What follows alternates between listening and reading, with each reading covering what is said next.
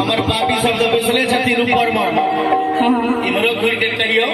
नहीं तो वो में आगे इन सब रुस रहता और दिन हमरा तरफ घूम के गइबे न कर रहो हैया देखियो न नीचो में नीचो में वो सब रुसे वाला नहीं छथिन इमरो घुर के कहियो हां चारों भक्त के संख्या में कमी नहीं छे केला से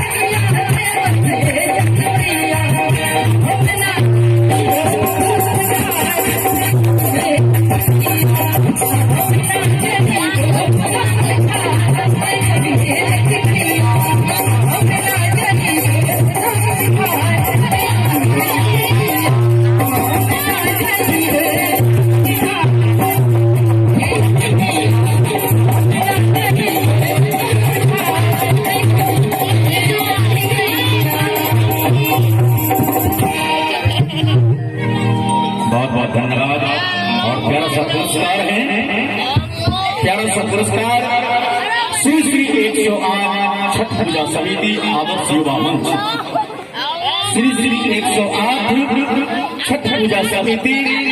आदर्श युवा